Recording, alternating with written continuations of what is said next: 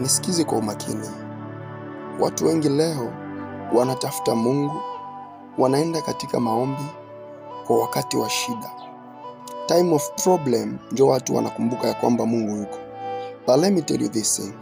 Hakuna mtu ambaye akikuwa ndani ya shida ndo ataanza jiandaa. You are too late. Let me tell you again, you are too late. Uko nyuma sana. Sababu hauwezi ukangojea uwezi kuingia ndani ya nyumba yako ndo ukakumbuka kufunga mlango. Hauwezi ukangoja wakati majambazi wanakuzunguka ndo utaanza kunyangua vyuma ili upate kuwa strong. Utachoka na watakupiga na watakupora mali yako. But this is the right time ya kwako kujiandaa. This is the right time ya kwako kutafuta uso wa Mungu. The Bible says that Danieli hakuanza omba the time ambapo shida ilitokea. But Danieli alikuwa mtu wa maombi. The Bible says that ilikuwa desturi ya Danieli kuomba mara 3 kwa siku.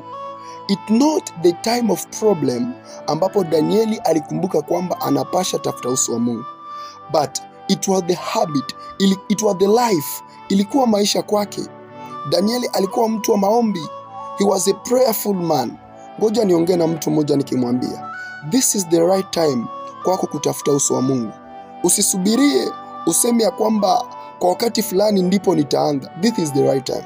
Hakuna muda wa kupoteza. Hakuna muda wa kupoteza. Time is going. Tena nasema time is going. This is the right time ya kwako kutafuta uso wa Mungu.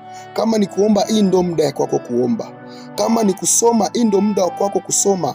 Kama ni kufunga, huu ndo muda wa kwako kufunga, because the time is coming ambapo utataka kufanya ile mambo